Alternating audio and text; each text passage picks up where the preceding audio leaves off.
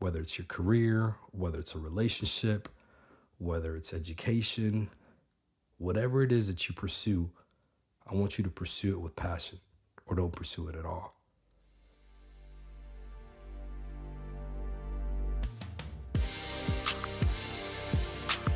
Welcome to the Mission Driven Podcast, the show designed to empower, educate, and encourage you to stay focused and committed to your mission. I'm your host, AC Cristales. Let's get ready to roll. Welcome to another episode of the Mission Driven Podcast. I'm your host, AC Cristales. This is episode number 10. And for episode number 10, I have a special guest. His name is Gabe Randle. He is the MAP program coordinator at Richland College, and MAP stands for Male Achievement Program. And this program, well, he'll tell you more about this program. All right, guys. So you guys just sit back and listen to another episode. I can't believe we're already at number 10. So thank you so much for your support. And again, I hope you guys enjoy this interview. Thank you so much for joining me on the Mission Driven Podcast. I'm your host, AC Cristales. And for today, I have a special guest with me, a buddy of mine who I've known ever since I've been at Richland for about 3 years now. And so I'm excited to have him on here so he can share, what he does here at Richland. Again, he does some amazing work with the young men of color here. So without further ado, my guest, Gabe Randle. Thank you for having me, man. 3 years. 3 years seems already. Like we've been knowing each other way longer than that, man. So, man, it's always a pleasure, man. Second guest. Very thankful to be a part. No, man, I appreciate you and everything that you do. Like I shared with you last time, we were together. I know where your heart's at, man, and I know your heart is all about helping, just the young men here at Richland. So, man, I'm excited to have you. Excited for you to just share a bit of you and what you do here and why you do it, because I think that's the main reason why I wanted to ask you on the show, just so you can just explain the purpose, right? What drives you in doing it. Yeah. So definitely, man. I got to tip my hat to you, though. Man, you're one of the most requested guys that my students ask for. That's why I bring you every semester, because they're like, hey, when is AC coming back to speak? You have just as much heart and passion for coming and speaking to these guys.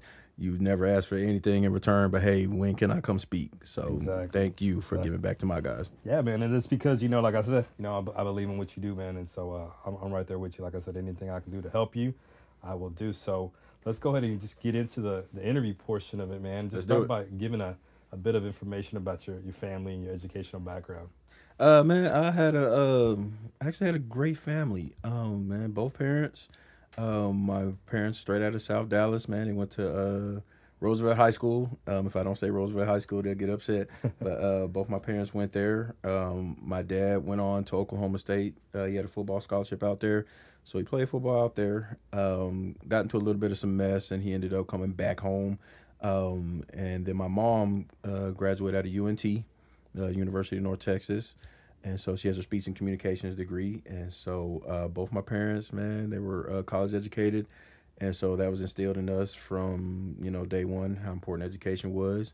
And so it's me and my two sisters. I'm the middle boy. Okay. Right there in the middle. I got my little sister and then my older sister. So, yeah, smack dab in the middle. But all of us were, told you got to go to college or, military or college. And we prefer you to go to college. Because, my father was also, when he came back from school, he went ahead and joined the Army. So my father's a Army vet. Okay, awesome. So where'd you go to school? So I went to school at A&M Commerce. Okay. And so I always like to tell people my interesting story just because it's just it's that interesting. But I went off to school. I had a scholarship for football. Thought I was the man out of high school. Went to college, and I wasn't going to class. I wasn't doing right. I was at every party, anything that was going on campus, I was there. Yeah. And so my grades came back, and coach called me in his office. He's like, you failed every class. There's nothing we can do. Yeah. And so it was the worst feeling in the world, having to call my parents to say, hey, look, you got to come get me. I got to come home. And so I sat at home, worked a little bit, and then I got a call from A&M Commerce like, hey, look, man, we looking for somebody to come play on the team.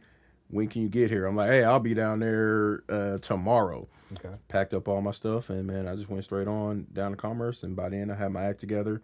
Man, I became a perfect model student at that point because I just didn't want to come back home. Okay. So you feel you needed that in order to kind of motivate you to do the right things? Yeah, I needed that kick. Yeah, I needed that swift kick in the butt because after that, man, I didn't stop. I just went straight into my master's after I got my bachelor's. I didn't stop. I figured, look, I played around enough. Yeah. I just went straight to my master's. And that's the thing, sometimes, people people don't understand that there's power in failing at something, right? Or not doing, at first not succeeding at it, you know? I mean, if you always succeed and succeed and succeed, you'll never know, you know, how much more you're able to do. And so, like you said, you needed that kick in the butt to continue on. So you went on to your master's, huh? Tell us about that. Yeah, so man, I went and got my master's at a Concordia University in Austin. And so I wasn't 100% sure what I wanted my master's in, but so I just went ahead and got it in education. Okay. Because my undergrad was in biomechanics, and I was getting my teacher certification. And so I didn't finish the full certification part, but I went and got my biomechanics. But I was like, you know, I was going to be, everybody on the football team was like, look, you can be a coach and a teacher. So I was following that same path. Okay. But I didn't think it was necessarily what I really wanted to do. I was doing it because that's what everybody else was doing. Okay. And so with my master's, I was like, this is a chance for me to really do what I want. And so went ahead and got it in higher education, and it's been a great decision for me. Awesome. So, I mean, what kind of led you here to Richland? Yeah, man. And so I had to get my foot in the door. I was just looking for anything. I was like, look, I just want to get into higher education. So I ended up working in a testing center. I know. I remember you. Yeah, I don't know if you remember me, but I remember you. Yeah. And so people didn't think I was a professor. They're like, who's this guy? You need to take a test, man. And so I ended up working in the testing center, and it was some grueling hours. It was like 12:30 in the afternoon to 9 o'clock at night. Yeah. And so I had another job in the morning, and I get off there, go to the testing center for 12:30 to 9 o'clock at night. And I got involved slightly with this program when they asked for some mentors on campus, and I became a mentor. And that's how I found the Male Achievement Program. Okay. And so I applied for this job twice. Twice. The first time I applied for it, man, didn't get it. I didn't complain about it. I still worked with the program. And then it came back up again, and I was just like, you know, yeah. And so by the second time, I got it. Okay. So tell us a little bit about that. Well, before we get into that, before the program, so you said you got your master's in higher ed, and then you wanted to get your foot into the door. So why? Because you mentioned, they said, hey, you know, you're either a coach or a teacher, and yet most of the time when you think coach or teacher, I think, all right, high school or middle school, right? Yep. You can be a high school football coach or middle school football coach, but yet you chose higher education. So what led you to higher ed? I like working with adults. Okay. You said, I saw your face. Keep it real. I wish people could see your face, because you're like, nah, it's like, nah, forget those little kids. I've worked in a middle school. Okay. As an interventionalist, behavioral interventionalist. I've worked at a charter school for high school. And yeah, it's great, but man, you still got to, there's another element you got to deal with when you're down at that level. You know, you got the parents. Oh, for sure. In higher ed, man, we're all grown. Yeah. You know, it's a student. So my approach can be slightly more comfortable with how I operate daily, talking to an adult. Okay. Yeah, definitely. I definitely understand that. I mean, I Yeah, see it in my man, class, you know, hey, No. hey, if you want to be here, you're going to be here, right? And I'm Right. not going to mother or father you. So yeah, I Right. definitely get that. Yeah. All right, very good. So you got your foot into higher ed, you were testing, you know, working in the testing room, and then the Male Achievement Program. Why don't you tell people what you do with the Male Achievement Program here? So I think of the Male Achievement Program is a one-stop shop for any and everything that the men of color need here on campus. I am their advisor. I'm their mentor, their best friend. If they broke up with their girl and they need somebody to cry on, you know, I'm literally everything for them. And one of the things that I pride myself on is that I make myself accessible to them day or night. I think it's important. So every guy has my cell phone number. Like I say, hey, shoot me a text. If you have a question or you need something, let me know. And so one of the main goals is, of course, to get them here and keep them here, make sure they're going from semester to semester and progressing and taking stuff they actually need to graduate and transfer. And so I have a wide spectrum of guys. I have guys who have a perfect 4.0 GPA, but they're looking to be more social. They're trying to get out of their shell a little bit. Okay. And then I have guys that are one semester from, you know, that's it, that's all. And they really need help. And so everybody comes to this program for a different reason, but I pride it on being whatever the student needs it to be is what the Male Achievement Program is for them. Okay, that's awesome. Why is that? Why is mentoring, you know, young men of color? Because you mentioned that, right? Men of color. It's a program for men of color. Why is that so important to you? Because it's something that's not even around as much as it was. This wasn't around. There's nothing like this when I was in college. It wasn't there. For sure. I wish I would have had something like that. Now you look at any community college or even some 4 years across the country, and there's a program like this involved because they've seen, and you've mentioned it before, and you're talking with the guys and speaking with them, like there's stats everywhere that shows, once men of color get into higher education, their chances of dropping out or not completing are severely and dangerously high. That's right.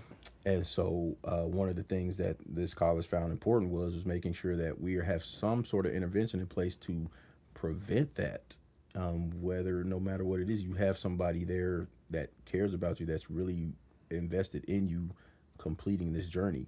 And so I hate to see, people who's like, oh yeah, I used to go to school. And it was like, well, what happened? Why didn't you finish? Something happened or somebody was not there to keep them in school. And that is my goal, is to keep them here. Well, no matter what I got to do, just let's get you through semester to semester. I just did another interview before this one, and the girl asked me about systemic racism and this sort of stuff. And I was like, do I see that in school? And I had to tell her, well, colleges weren't even made for us to begin with. They weren't something that was built for us or designed for us. Yeah. We had to fight to get, Exactly. our education. And so it was even to the point to where that's why you have HBCU colleges out in existence, because they were told you couldn't go to school with us. And so when they get here, they're already seeing themselves behind the 8 ball, behind a whole lot of other stuff that they can't even go to school. So these programs need to be here to help them deal with, because we deal with just not even here at academics, but there's a lot of stuff that happens at home that we deal with. And so we put all that in one, and we get them either graduated or transferred.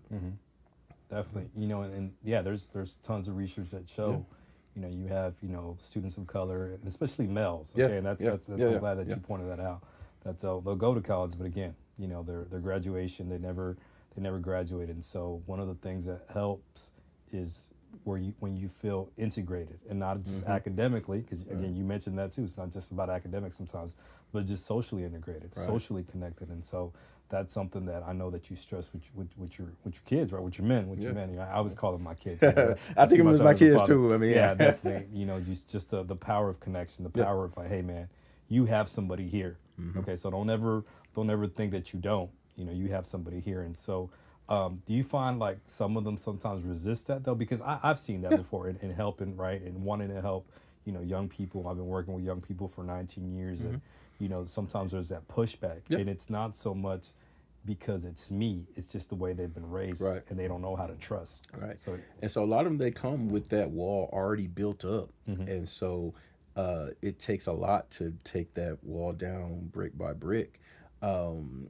And so some of them, I tell them, look, you don't even have to join the military program if you don't want to. If you just want to come by and talk, Mm-hmm. and you just need some help, just come find me. Exactly. I'm not even saying you got to join the program, because I know down the line, eventually I'll get you. Mm-hmm. But like, if you just need some help, hey, you just need somebody to talk to, hey, look, you don't have to, no pressure, just come by.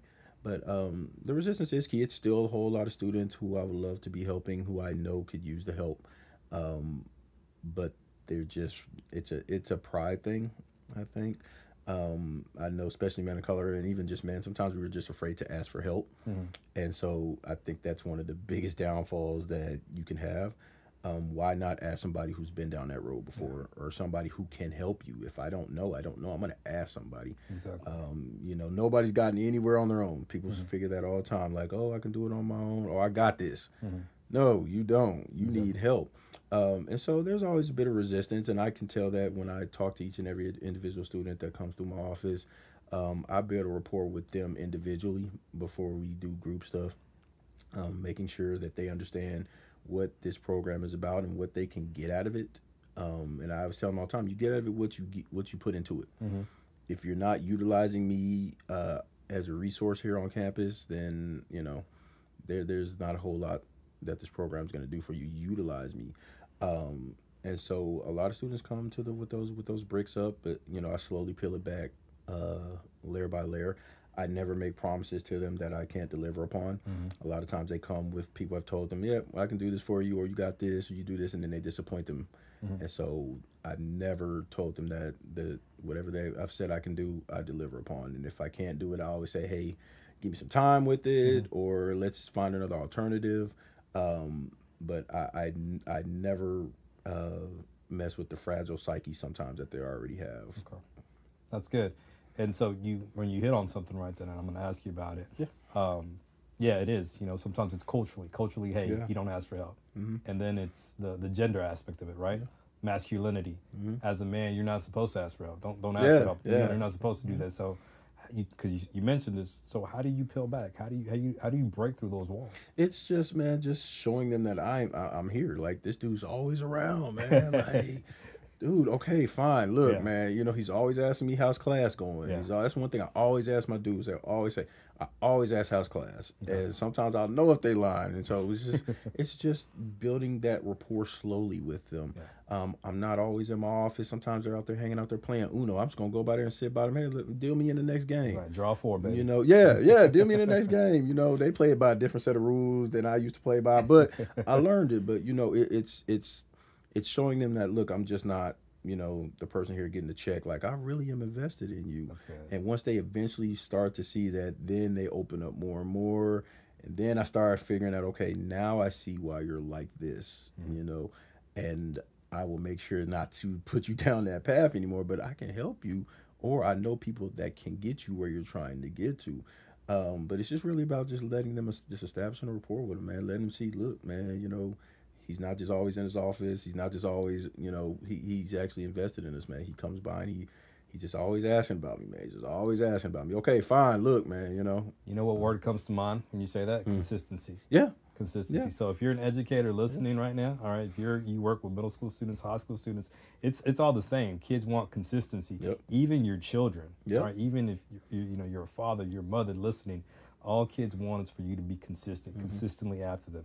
Doesn't mean you're perfect. Doesn't mean you always say the right things. Doesn't mean you don't get upset. I mean, I've shared in the podcast how I've gotten upset with my daughter, but man, if I consistently show her that I love her, consistently show her that I'm there for her, that's how you're going to break through walls. So it works the same way with students. So definitely. I told them yesterday in our meeting, Tuesday in our meeting, I was like, hey guys, I love y'all. And I ain't scared to say it. I love y'all.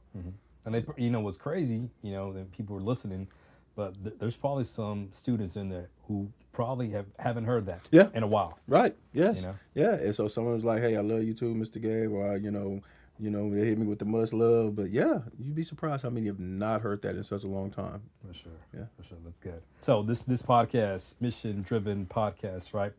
One of the things that I focus on, and the reason why I did it was to just make sure that people are driven and focused by a mission, right? So what's your life mission, and how does it align to what you currently do on a day-to-day basis here at Richland? Yeah, so my life mission is all about helping these guys, helping these men of color, helping these students get to where they're trying to get to in life. It's very important that at one point, like I said, I'm going to retire and I want to kick back and I want to be able to say that I helped progress this generation forward. At some point, they're going to be, they're men, but at some point, they're going to be grown men, and they're going to have families, and they're going to have a wife, and they're going to have kids, and I want them to be able to successfully take care of them. I want them to be able to break some cycles and break some chains that have held them down. I'm a big proponent of breaking these cycles of these guys. Some of them didn't have fathers, so hey, look, guess what you're going to do? You're going to be a father. You're going to be there for your family every step of the way. I ain't saying it's always going to be easy. It's going to be some hard days. It's going to be some hard nights. But, there's going to be something bigger than you that I want them to be prepared to take care of in life. And education is a key.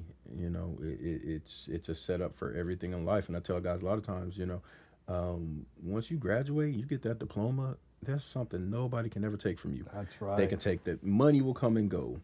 Cars come and go. All this stuff, material stuff, it comes and goes. But nobody can take away the fact that you got your education. Never. And there's nothing more dangerous in this world than an educated man of color. That's right. Yep. That's good stuff. Now, I've seen you and know that you really, encourage your students to be involved, in the community. You encourage them. I know, Richland has the food drive here. Yep. and so you encourage them to be active. So why is that so important for you, for them to be, active in their community? I want them to also see that these are the communities that you've coming from, but it's also a chance for them to see that some of them think they got it bad. I guarantee you somebody got it worse. Always. Somebody has it worse than you. I'm not saying everything is great, but somebody has it worse than you. And so by going out here in this community and doing some of this community involvement, passing out food and to people, it kind of humbles them a little bit. And it's like, okay, man, at least I have something in the fridge. I may not have what I want, but I got something. And so going out and giving back to these communities is important because it helps them instill a sense of pride in their own community as well. Like, this is where you grew up at. You don't like the way it looks anymore. We get to where in a position where you can affect the change, and so, yeah, we work with the food bank. We pass out food to the community. At some point, we're going to get down to the actual North Texas Food Bank, and we're going to pack up that food and make sure it's given out. We're going to go do some work at some of these homeless shelters because I want them to see how some of these people are living. And it's something we do very special every year. There's an angel tree. Salvation Army does an angel tree here. And I always pick a angel for the guys. And I say, hey, look, this is somebody who's not going to have a holiday. And they're asking for some just basic necessities, a coat, some clothes. And, I always say, hey, look, whatever y'all can chip in, you got $1, you got some change. If you're going to buy some cookies at Subway, bring the change to me. And I always match whatever we come up with. And so last year, I think we came up with like $300, and we were able to give this kid everything they wanted for the holidays. And so I do that again this year. And so they can say, okay, look, this is what we're giving back. We're going to give and let a family have a happy holidays. And so giving back to the community, man, this is just as important. They need to see different communities. Sometimes they're stuck in their same communities and they don't get to see other communities too as well. But, I like them to see, their community. And sometimes, we'll go down to the 6-figure district and let them see what some of these communities are like. You like that? You like this area? This is where you want to go? This is what you need. And so, yeah, giving back to community has always been important to me. That's good, man. And, it's kind of like what I know I've shared this, when I've talked to the MAP program, success has to be bigger than you, man. And it has to be bigger than, what kind of car you drive and what house you live in. It has to be about how did I make somebody else's life better?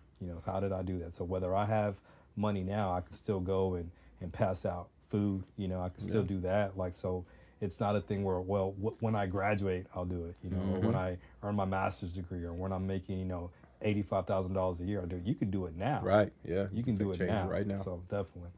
So what's been your proudest professional moment, man? I'm sure there's been a lot of things, man, that you've been proud of, but what's been one of your proudest professional moments? One of the things I'm proudest of, and man, I always keep this one on deck because it is such a proud moment for me. I've had a guy who's been in this program for 2 years. He came to me and he was struggling in everything, developmental everything. And he was to the point his GPA was so low, he messed up his financial aid. He wasn't even getting financial aid.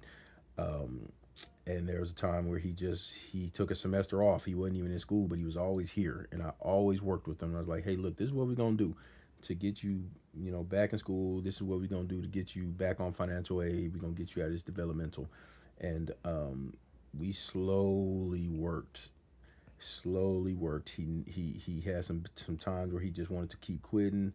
And I continued to work with him.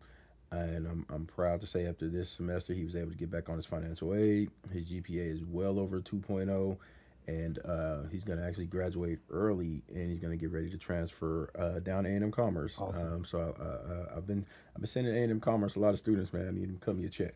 But I'm very proud of him because some days he would just come in my office crying like, I can't do this. I'm trying to work 2 jobs. I'm trying to deal with the school. I'm trying to figure out how to help my moms. They want money for this and this and this and this. And I'm trying to stay on this school thing.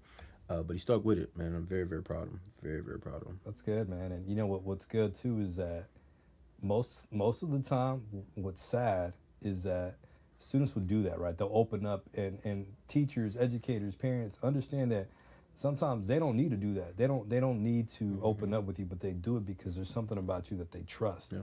And so you have to take those moments, man, and realize that, man, there's this student who's being vulnerable with me. So here's my part to do everything that I can to help this kid, you know, everything that I can to support him.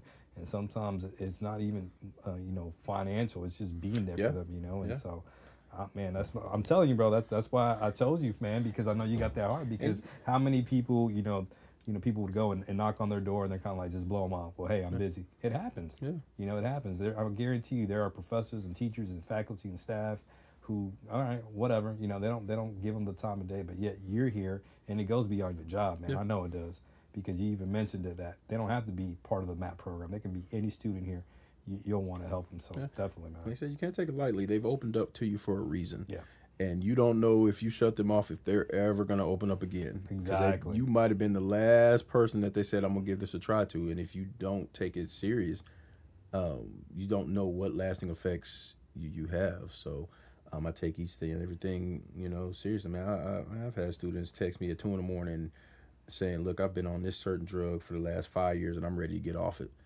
And it's 2 a.m. You know, my wife's like, you know, who is that? Who is this at 2 a.m? And I was like, it's one of my students. See, but you know, and that's another story, man. I was able to help that student get into the right resources to help get him off of that drug. You know, and if you saw him, you just never would have known because he just looked like, you know, typical college student, good to go, but you know, had no idea that he was hooked on this drug, and so. Thankfully, you know, we was able to get him off of that, and he's been doing great. That's awesome, man. That's powerful, man. Yeah. That is powerful, man. So you have a platform, man. You know, you have your MAP group. That's your platform. You know, you meet with them every Tuesday? Yes, sir. Every Tuesday, 2 o'clock, like clockwork. They know. Every Tuesday you meet with them. So, but let's just say, you know, if someone was to ask you, all right, what do you feel are the 2 to 3 most important things you want to make sure that you impart in the lives of the students that you have, that you're, you know, over? One, that they are loved. Okay. And they're cared about, regardless of what they may feel. They're loved and they're cared about, and somebody is here to support them. And the second thing is just like, look, you can do this. A lot of times, you know, I'll pull their test scores, or I'll pull their grades, and I was like, you can do this work. You've made A's and B's in this class, or you've tested, you know, out of this. You can do this. So it's important that I always have to remind you can do this. Don't, you know, everybody's going to have those times where they fail or something. And it's like, but, you know, look back at those times you were successful. You can do this work. So a lot of times they feel like, you know, like I say, college isn't for them, and it's not, you know, but look, man, these grades show you can do this. Mm-hmm. You can do this. And so it's very important that they know, look, you're loved and cared about, and that, look, you know, you can do this. You can do this. That's good. And you may be that only voice that tells them that, right? And I'm there every step of the way. And I'll tell them, too, look, I'll be here every step of the way for whatever it is you need. Like, you know, just speak up and let me know. Mm-hmm. If I can't do it, I know somebody who can.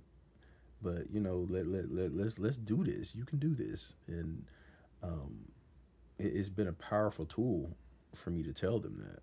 Mm-hmm. Because like you said, you don't know who else is not telling them that. Sometimes they go home and everything you've imparted in them here, they go home and it just gets washed away by some of their life stuff, and you got to hit the reset button every day. And so it's almost like a broken record sometimes that I have to continue to, I say the same thing over and over. Hey man, you got this, you got this, you got this. Because when they leave off this campus, they might not ever hear that. Exactly. Yeah. But that's that consistency we talked about, you know, it's that consistent message that you give to them. And, you know, so eventually, obviously we know they have to make that choice, right? Yeah. But as long as you know you did your part, as long as you know that, man, I planted that seed, and, you know, I'm being consistent in my actions. I can't control what they do, right? But I can control what I do. Yeah. I can't control how they take this information, but I can control every time that I see them, that I tell them that, hey, you're loved. I love you. And I tell them, hey, you can do it. Yes. So again, you're planting that seed, hoping that, you know, someone's they're going to take it and they're going to run with it and do the best with it. But again, you can't control that. So you can only control what it is that you do. So as a leader, because you're a leader, man, you're a leader on this campus, right? Yeah. Leader on this campus. So what's the greatest, is somebody else, right? Let's say one of your young men were like, you know, Gabe, man, I'm going to go to college, man, and I want to do exactly what you do, or I want to do a similar program somewhere else. What's the greatest leadership tip you could provide to them? Get you a mentor.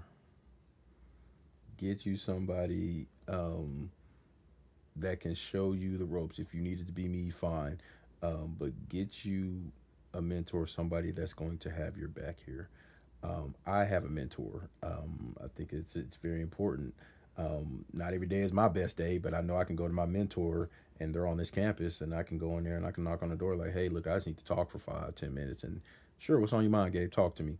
But getting a mentor, it's a huge difference. And so, and I tell them, look, whatever it is you're trying to do in life, I'll help you find a mentor in that field. I have some people who really will work with you, and impart back that wisdom into you. But man, getting a mentor, man, it's a huge difference. Huge difference. So you're stressing that. So you must have a mentor. Yeah. Tell us a little bit about your mentor. My mentor is, ironically, it's a woman. It's actually she's my direct report here, and so she's been with me for 5 years. She's always been approachable from day one. She's one of those people. She's great at listening. She's great at listening. Like, I'll have some, like I said, I have some bad days too, and we all do, brother. Yeah, I'm not always on for the students, yeah. And so, the easiest way I can do that is I go knock on her door and I say, hey, you got some? Can I talk to you for a little bit? No matter how busy she is, and she is busy because she's over a lot of stuff here. She always says, sure, Gabe, what's going on? What's on your mind? Never once has she said, hey, I'm too busy for this, or I don't have time right now. Mm-hmm. She's always been available to me. And she's actually been well versed in male initiatives, but oh man, she's great. I'll sing her praises every step of the way. Only because she's invested in me and my growth too as well. Mm-hmm. I've been doing this for a little over 3 years. At some point, she's gonna say, "Okay, hey, you've been doing a great job at this. I know you love this job, but what's next?" Mm-hmm. What's next for you? So she's pushing you to do more, right? And she has no problems with saying, "Hey, look, if you." Some people feel like, if you report directly to them, they don't want you to leave if you do a great job, because that means, that person it's a void left to fill. She's like, look, I want you to do better. So yeah, I shout out to LaTrenda Thomas. I say her name, LaTrenda Thomas. Yeah, she's amazing. Awesome. So what would you never want to do as an educator, man? Here you are. You're leading young men, man, every semester, and though some of them may be with you 2-3 semesters, some of them, just maybe with you 1 semester. What would you never want to do as an educator, and why? Give up. Okay. I would never give up on a student, no matter if they hit that point to where they're no longer here. I'm still going to check up on you. I'm still going to show you that I care, because eventually, we can get you back, or we can always create something to get you back to where you are. But man, I will never give up on a student as long as they're not giving up on themselves. Okay. Never give up on a student. That's good. All right, Gabe, is there anything else I should have asked that I didn't? Man, no, you did a great job, man. I'm happy to be here. Man, I'm happy that you chose me to actually speak on my platform, a little bit of my history, and some of my successes here at this.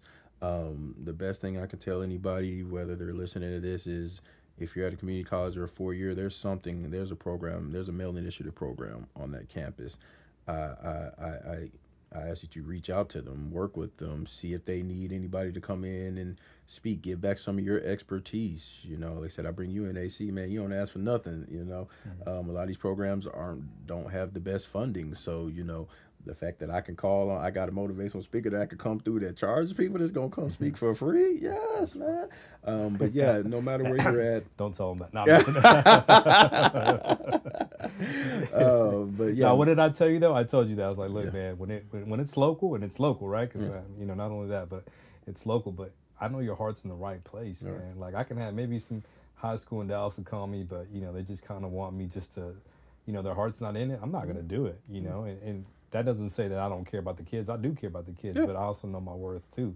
And so I also know that I want to be connected with people whose heart's in the right place. Like I told you, man, you can call me anytime. As long as I'm here, I'll do it. Yeah. Because again, I know your heart really wants to help these kids. I've seen it, man. So definitely, man, so yeah, it's free for him. All right. Yeah. There's another reason why, but but he's worth every penny, even if whatever he decides to dish out, man, he's worth every penny. But yeah, just reach out to each and every one of these programs. See what they need. See what you can help them with. Donate some clothes, man. I have people who donate neckties and unused clothes to me all the time, and there's people who need it. I got a whole storage just full of the stuff, and guys, if they're doing interviews and stuff, they don't have a suit or tie. Look, I got something for you. Come on. But yeah, just reach out to these programs across the country. They're there. That's awesome. So if you're listening, so that's perfect because it's going to lead into this. Man, why don't you tell people if they want to help? They've listened to you so far. You've shared a little bit of your MAP program here at Richland and what you do. You're helping young men of color, just, to be prepared not only for success in the classroom, but success out of the classroom. So, hey, let's say they want to reach out to you and help out. How can they reach out to you? Where can they find you? Social media, email? Yeah, they can hit me up, man. My email is Gabe, Gabe, Randle, Randle. That's all one word, at dcccd.edu. Email me. My email is even attached to my phone. It'll come right to me. Social media, we're on the gram, Instagram.com, RLCMAP. We're always on the gram. AC always hits us with the likes and with our posts, man. Always. I always appreciate the love. But that's the two best ways to get a hold of me, man. Like, and anything I'll take any help, because this is important work. And so anybody wants to help me, you don't even have to be in my state. We can help. We can network. We can work with each other. Exactly. Why don't you tell them before we get off, man? Tell them about the big program coming in 2020. Yes, sir. So we're actually going to be hosting a Male Initiative Summit here April 24th, 2020. That's a Friday. And so what we do here is, because every school in our district kind of has a program similar to this, we have a summit every year, and it's at a different college. And so coming up next year, it's going to be at Richland. And so, man, we're in the process of trying to work out some logistics and stuff for that as well. But yeah, stay tuned. That's going to be a big event. AC, you're going to be in the house. That's right. And so it's going to be a big thing. It's going to be my big masterpiece since I've been here these past 3 years. And we're going to put on a great showing for some of these men. It's going to be for them. I'm looking to invite high schools out, these local high schools that are going to be feeding into these colleges. Different colleges from around the Dallas-Fort Worth area are invited out. Man, I network with some people, in California, out in Compton College, in Arizona. There's tons of people who are doing this work who want to come support us. So yeah, we're gonna be doing it's gonna be a great summit, man. I'm very excited for it. Me too, man. Me too. I know it's gonna be great, and I know that, man, just great things are coming for you, man. Because again, you put yourself. You're in it for the right reason, and I know I've said that a lot, but he really is. So he means it, man. I really mean it. I really believe it, and so yeah, definitely. If you want to help out, that's something you can help out with. And again, I like what he said. Seek out the help, and know if you're a teacher, maybe you're a high school teacher, right? And you're wondering, you have some high school students in your class. Like, look, there's help once they get to higher ed. There's programs that are in place that can help with transition from K through 12 to higher ed. So reach out for it, look for it, hit Gabe up. I'm sure he'll help you. Even if it's not Richland, he can connect you with someone from Eastfield, Brookhaven, El Centro. So just know that there's help, and know that people want to help you out. All right. So Gabe, man, I appreciate it, man. It's been good. Man, it's been a good time, man. I appreciate it, AC. All right, brother. It won't be the last time either. It better not, man. Anytime you want me, man, I'm here. We may have to do a recap of the Mel. You know what? Let's put that. We'll do a recap of the Mel Summit in April. So we're going to have you back after that. You're going to have to recap and just tell us about it and tell us how it went. I'll make you do a live podcast that day, man. We should. We're going to talk about that. Thanks so much, brother. Appreciate it, brother. All right. Thank you. That about wraps up another episode of the Mission Driven Podcast. I hope you guys were taking notes, because Gabe was dropping some fire in regards to what it takes to make an impact and to let your students know that you care about them. So whether you're working at an elementary school, you're working at a middle school or a high school, or you're working in higher education, remember, be consistent. All right, kids need you to be consistent. So guys, again, thank you so much for listening. If you're on Apple Podcasts, please make sure to subscribe. Hit that subscribe button. Make sure to rate and review. And if you're on Spotify, make sure to follow me so you know when the next episode comes out. As always, guys, I am so thankful and grateful for your support. I'm so thankful and grateful that you decided to listen to my podcast. And as always, I hope you guys know that the mission continues. So remain mission driven. Until next time, faith, hope, love.